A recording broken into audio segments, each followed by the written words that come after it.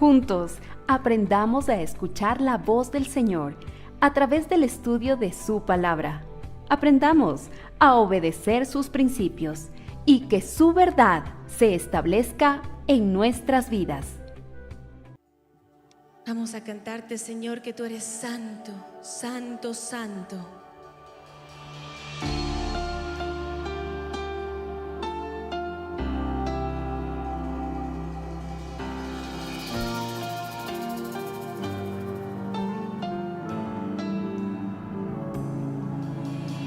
Santo es el que vive, santo es el que reina, santo en las alturas, santo aquí en la tierra, santo en el pesebre, santo en el sepulcro, santa es su sangre derramada en la cruz.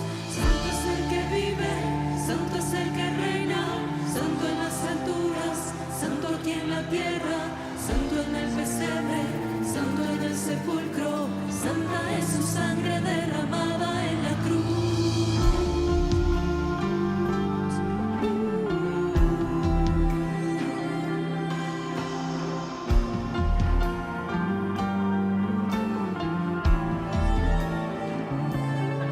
Corrió su sangre por el madero, a él no lo mataron, se entregó primero. De tal manera amó Jesús, entregó su vida en la cruz.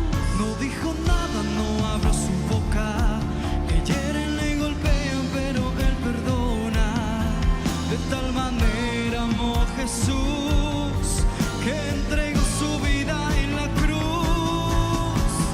Santo es el que vive, santo es el que reina, santo en las alturas, santo aquí en la tierra, santo en el pesebre, santo en el sepulcro, santa es su sangre derramada en la cruz.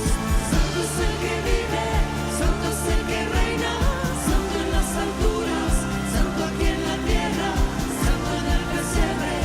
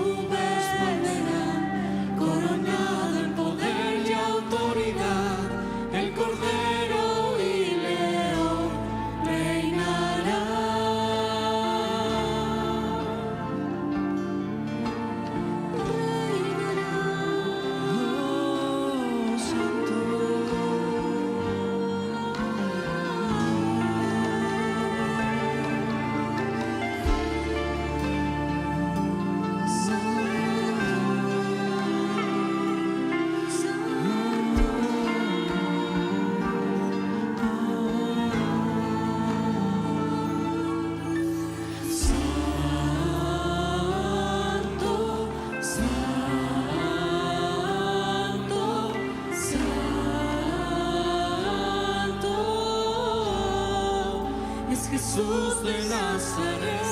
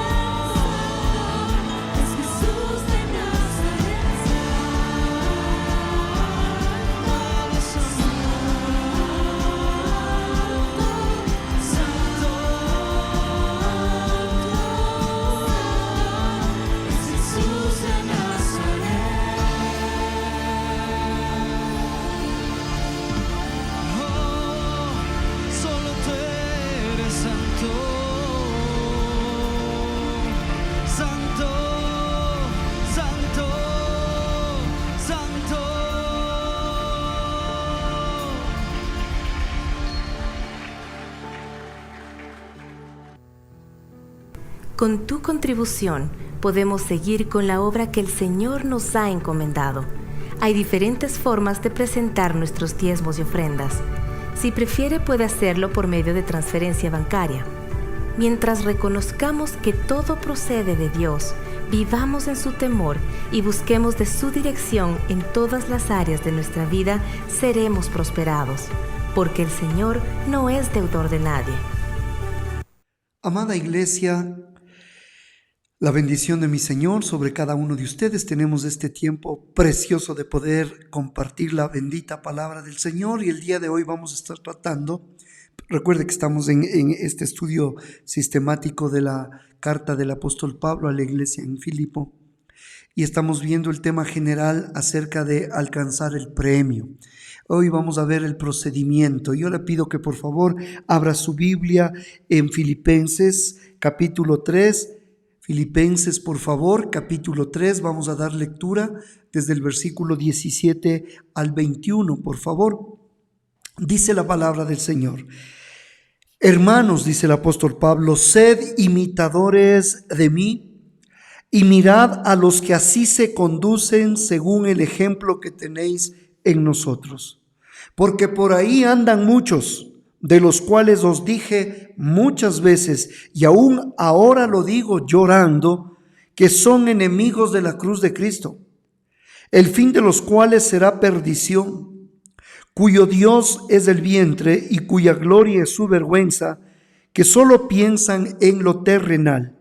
Mas nuestra ciudadanía, quiero que lea conmigo por favor, dice: mas nuestra ciudadanía está en los cielos, de donde también esperamos al Salvador, al Señor Jesucristo, el cual transformará el cuerpo de la humillación nuestra para que sea semejante al cuerpo de la gloria suya, por el poder con el cual puede también sujetar a sí mismo todas las cosas.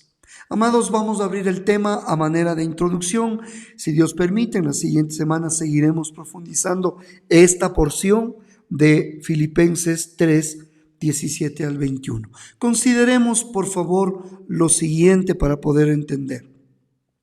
Las personas que logran transformar el mundo, si te pones a pensar, siempre aquellas personas que han impactado este mundo siempre tienen un compromiso constante. Son disciplinadas. Y para poder lograr sus metas están comprometidos precisamente con el proceso. Ya sea que la meta consista en conquistar el mundo, ya sea que la meta sea triunfar en los negocios, o ganar un campeonato en algún deporte, Pero te has dado cuenta que siempre esta clase de personas están dispuestos a sacrificar lo que sea, hermanos, con tal de lograrlo. Cuando los hacen entrevistas de esta clase de personas, casi siempre hay esa constante. Es gente comprometida, es gente disciplinada, es gente que no deja a medias las cosas, están dispuestos a sacrificar lo que sea. Por otro lado, quienes se dedican a satisfacer en cambio sus propias necesidades y a vivir en comodidad, ¿te has dado cuenta que rara vez logran algo significativo en su vida? Lo mismo se cumple en la vida cristiana, hermanos. No hay secretos ocultos aquí, no hay trucos, aquí no hay atajos para una vida que influye en el mundo con la verdad de Jesucristo. No hay atajos. Esa clase de vida es el resultado directo del esfuerzo máximo por alcanzar el objetivo espiritual de la semejanza de Cristo, parecerse cada vez más a Cristo. Esa es la meta, ese es el compromiso. Y lo que haya que sacrificar, pues esa clase de cristiano está dispuesto a hacerlo. Y lo hace en su vida personal como lo hace en su vida ministerial. Amados hermanos, muchos siervos ilustres de Dios han sufrido a través del tiempo, han sufrido no poco, han sufrido mucho para alcanzar precisamente ese objetivo, parecerse cada vez más a Jesucristo nuestro Señor. Inclusive muchos lo han pagado con su propia vida. Eso nos cuenta la historia misma de la iglesia desde el inicio. Todos estos hermanos, todos estos personajes tenían algo en común, y es que su comodidad personal era menos importante para ellos que ser como el Señor Jesucristo en este mundo. Así que ellos dejaron sus huellas en la iglesia gracias a su permanente devoción a Él y a sus infatigables esfuerzos, hermanos, por causa del Evangelio. Desafortunadamente, pocos en la iglesia el día de hoy, iglesia del siglo XXI, año 2026, iglesia actual, desdichadamente, pocos tienen ese nivel de compromiso con la causa de Cristo.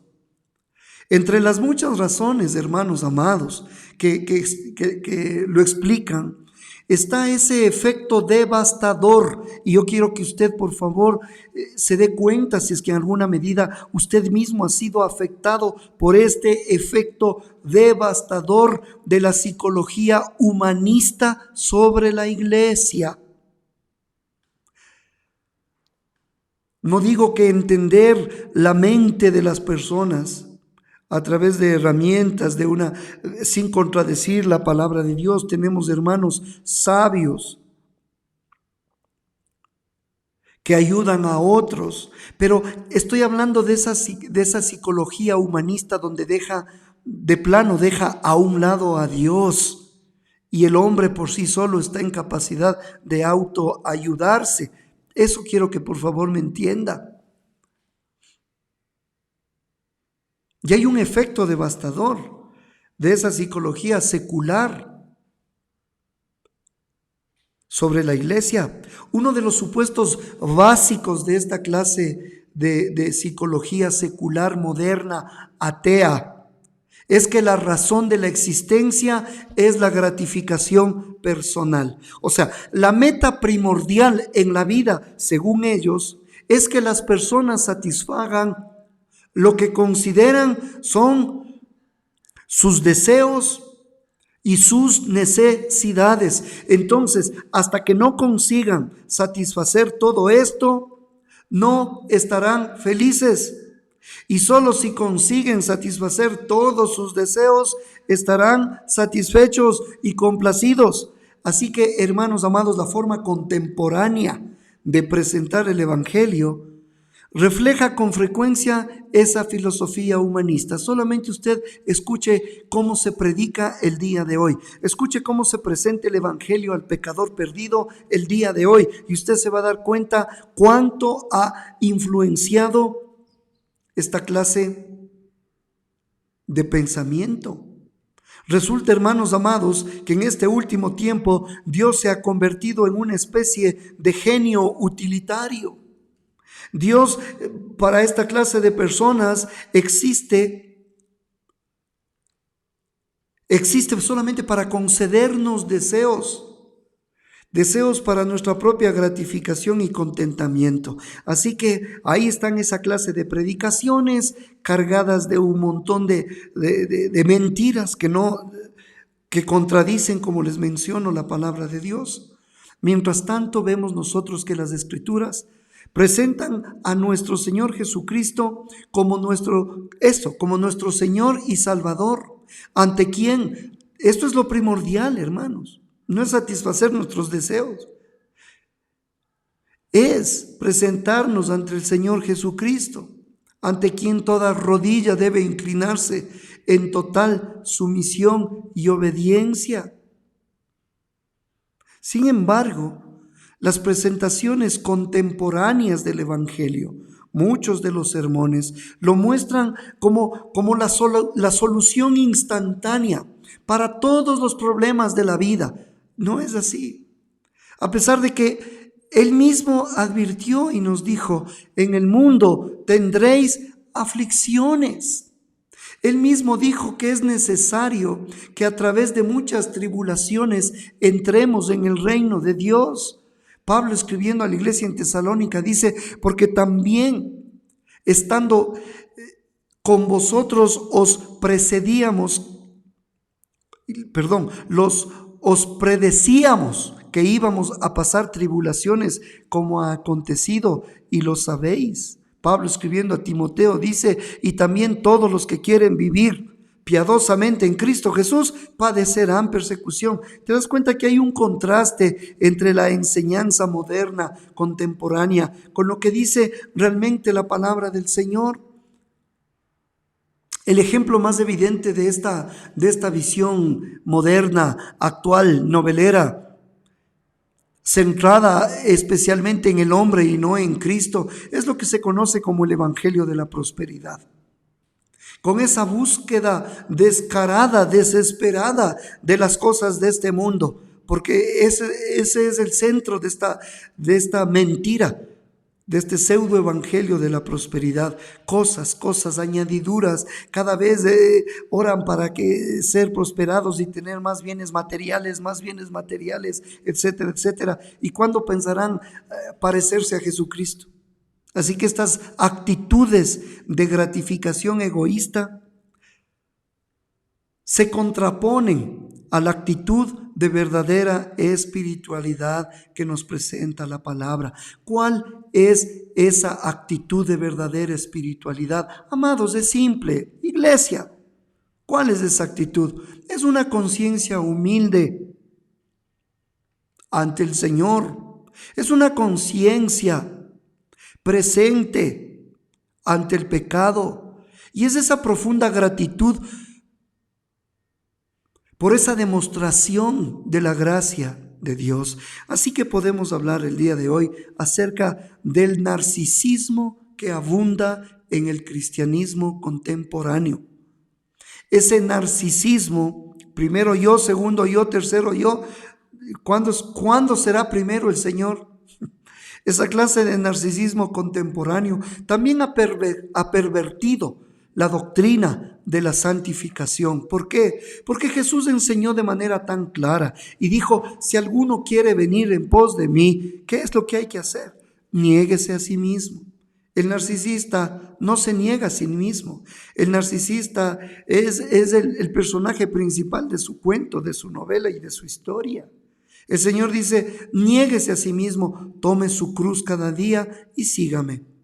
En un claro contraste, hermanos amados, hoy se pone el énfasis del acento sobre la gratificación de las personas. sobre la satisfacción de sus deseos. No importa los que sean. Dios está en obligación de cumplir sus deseos. Eso no es así, hermanos. Se afirma que solamente con declarar en el nombre de Jesús, con proclamar, con decretar, Dios está obligado en satisfacer toda clase de deseo. No es así. ¿Cuándo se ora, Señor, que se haga tu voluntad y no la mía? Y es más, esta clase de persona va más allá. Afirman que solamente así, cuando Dios te concede todos tus deseos y están satisfechas todas tus necesidades, entonces solamente ahí puedes tú ser un verdadero cristiano bendecido, un cristiano eficaz. Amados, este es el enfoque de la gran parte de las predicaciones y enseñanzas y aún escritos que vemos en muchos de los libros que se compran el día de hoy. Así que acerca de este nuevo paradigma de la vida cristiana, tenemos que reconocer que está en boga seguir la concepción de algunos psicólogos humanistas ateos, seculares, que niegan la existencia de Dios y donde afirman que lo más importante es el yo, donde suplir las necesidades y deseos. Realmente eso te ayuda a un verdadero crecimiento personal. O sea, que el crecimiento personal consiste en la tarea de suplir de manera progresiva todo lo que a ti se te ocurra. No es así. Muchos cristianos están de acuerdo, lastimosamente, con esas creencias. Una evidencia de la casi total acogida de esta nueva moralidad es que la iglesia cristiana, por tradición, inclinada más bien a reconocer su pecado, a lo que antes se llamaba la mortificación del pecado, los deseos de la carne, a crucificar las necesidades del yo, en aras de parecerse un poquito más cada día a Jesucristo, han adoptado, hermanos queridos, con ansias este lenguaje de las necesidades para sí misma. Entonces yo arrebato, yo decreto, yo declaro en el nombre de Jesús, ahora lo recibo, yo ordeno, yo no acepto como un no. Eso hemos escuchado incluso a personas que le dicen a Dios, no te acepto como un no por respuesta. Imagínense. Ahora en cambio oímos decir a nuestro Señor Jesucristo que Jesús en su voluntad, sí, Él va a suplir nuestras necesidades, pero es de acuerdo a su voluntad. El problema es cuando queremos tratarle a nuestro Señor Jesucristo como si Él fuera un psiquiatra, como si Él fuera un detergente divino, ¿sí? Que te hacen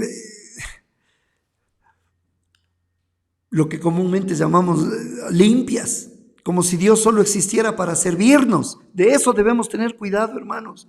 El hecho de que la iglesia adopte esta mentalidad enfocada en las necesidades que propone la psicología humanista, atea, conduce lastimosamente a una nueva teología, hermanos, una casi salvación y un reemplazo para la santificación, todo centrado en el hombre.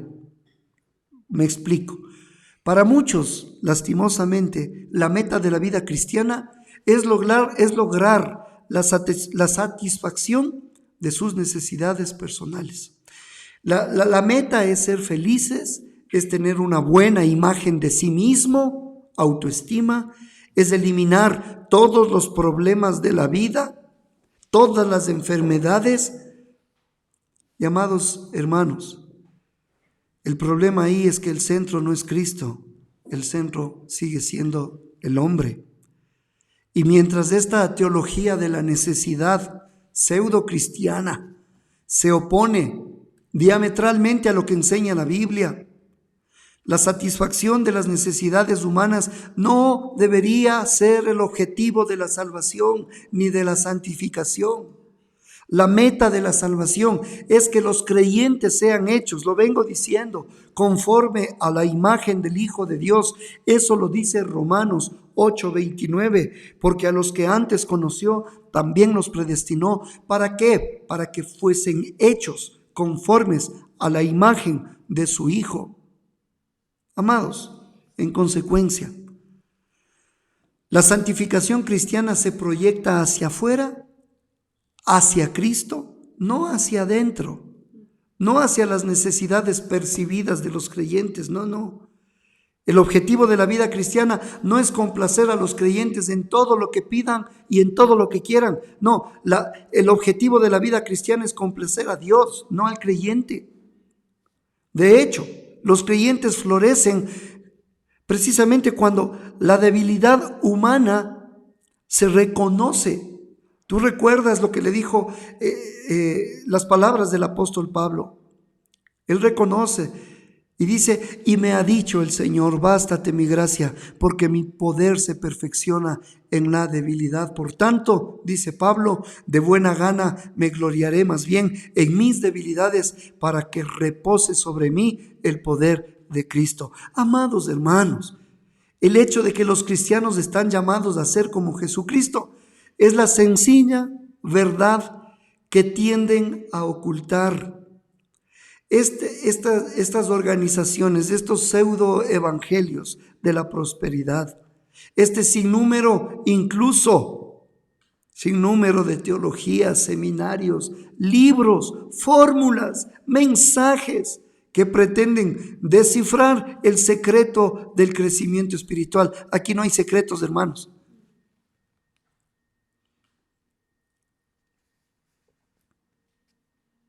Algunos de esos ofrecimientos baratos incluso pueden resultar hasta cierto punto medio útiles, pero solo en la medida en que facultan al creyente para ser más como Jesucristo. El mandato, vez tras vez, reiterado del Señor Jesucristo es: venid en pos de mí. Ese es el énfasis, hermanos. Venid en pos de mí, y yo os haré, decía el Señor, pescadores de hombres. En otra oportunidad Jesús les dijo: sígueme, deja que los muertos entierren a sus muertos. En el caso de Mateo, tú recuerdas, pasando Jesús de allí, vio a un hombre llamado Mateo que estaba sentado en el banco de los tributos, y que le dijo: sígueme. En otra oportunidad el Señor declaró: si alguno quiere venir en pos de mí, niéguese a sí mismo, tome su cruz y sígame. Y cuando habló aquel joven rico, Jesús le dijo: si quieres ser perfecto, anda, vende lo que tienes y dalo a los pobres, y tendrás tesoro en el cielo. Y ven y sígueme. Amados, esto no ha sido reemplazado ni ha sido mejorado. Este es el mensaje: ven y sígueme. Esta es la obligación fundamental de un verdadero creyente. Por eso el apóstol Pablo expresó la misma verdad cuando escribe a la iglesia en Galacia. Les dice: hijitos míos, por quienes vuelvo a sufrir dolores de parto, hasta que Cristo sea formado en vosotros. No dice hasta que todas tus necesidades y todos tus deseos y todas tus fantasías te sean cumplidas, no. En otra oportunidad Pablo habla a la iglesia en Corinto y les dice: sed imitadores de mí, así como yo de Cristo. El mismo apóstol Juan, amados hermanos, enseñó: el que dice que permanece en él debe andar como él anduvo.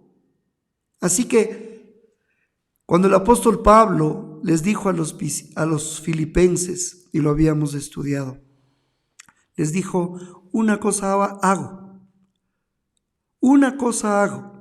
El apóstol Pablo resumió la vida cristiana en ese único objetivo.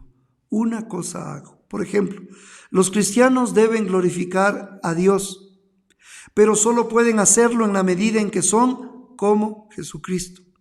Cuando evangelizan al perdido, imitan al Señor, quien vino precisamente a buscar y a salvar lo que se había perdido. A medida que los creyentes van madurando espiritualmente, entonces los creyentes, crecen en la gracia y en el conocimiento de nuestro Señor y Salvador Jesucristo. Y entendemos que al estar muertos a los pecados y vivir a la justicia, entonces se vuelve cada vez más, cada día un poquito más parecido a Jesús. ¿Por qué? Porque nuestro Señor Jesucristo, Él no conoció pecado, hermanos queridos. No conoció pecado. Porque tal sumo sacerdote nos convenía, santo, inocente, sin mancha, apartado de los pecadores y hecho más sublime que los cielos. Pedro en su momento declara y dice: el cual no hizo pecado, ni se halló engaño en su boca. Juan declaró y dijo: y sabéis que Él apareció para quitar nuestros pecados y no hay pecado en Él. Amados, hay un recurso, y quiero que esto vayas guardando en tu corazón antes de terminar esta introducción. Hay un recurso objetivo y hay un recurso subjetivo para parecernos cada vez más a Cristo, para alcanzar el premio de la semejanza de Cristo. El primero es el recurso objetivo. ¿Cuál es ese recurso? Es la palabra de Dios. La Biblia es la revelación de Cristo, en quien están escondidos todos los tesoros de la sabiduría y del conocimiento de Dios, dice Colosenses. Y cuando Pablo escribió que los creyentes tienen la mente de Cristo, tú recuerdas que Pablo en su momento dijo precisamente eso: porque ¿quién conoció la mente del Señor? ¿Quién le instruirá? Mas nosotros, dice Pablo, tenemos la mente de Cristo. ¿Por qué decía eso? ¿O a qué se refería? Que tenemos la mente de Cristo se refería a la revelación de las Escrituras dadas por el apóstol y por los demás autores del Nuevo Testamento. Así que el recurso objetivo es la palabra de Dios. El poder subjetivo, ¿cuál es? Para llegar a ser cada vez más como Jesucristo. El poder subjetivo es la obra del Espíritu Santo. Él usa el conocimiento que tú tienes de la palabra. Él usa ese conocimiento de Cristo extraído de las Escrituras para transformar de manera progresiva, diga conmigo progresiva, poco a poco.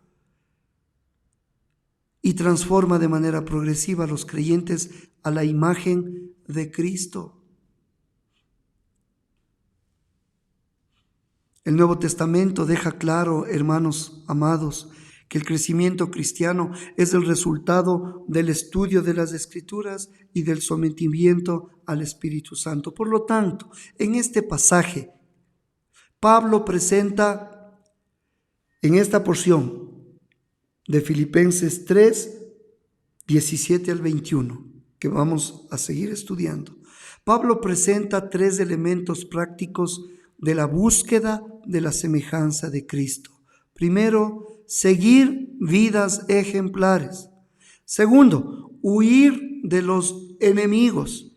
Tercero, poner la mira en lo que está delante. Estas 3 cosas son las que vamos a estudiar y, si Dios permite, la siguiente semana estaremos con la primera: seguir vidas ejemplares. Porque Pablo dijo: hermanos, sed imitadores de mí y mirad a los que así se conducen según el ejemplo que tenéis en nosotros. Lo estaremos profundizando si Dios así lo permite. Señor, te damos gracias por esta palabra, que tu iglesia, Señor, entienda que ha sido llamada a agradar a Dios, y no que Dios esté agradándonos en todo tiempo y en todo deseo y satisfacción. No, que tengamos una perspectiva correcta, Señor. Bendigo a tu iglesia y guardamos esta palabra en los méritos de nuestro Señor y Salvador Jesucristo. Amén. Y todos decimos amén. Dios les bendiga, amados. Este fue un discipulado en línea de la Iglesia Cristiana Dios es Fiel. Esperamos que este tiempo haya sido de edificación para su vida. Gracias por habernos acompañado y por compartir este mensaje con otros. Si necesita ayuda o más información, no dude en contactarnos. Será para nosotros un privilegio servirlos. Dios los bendiga.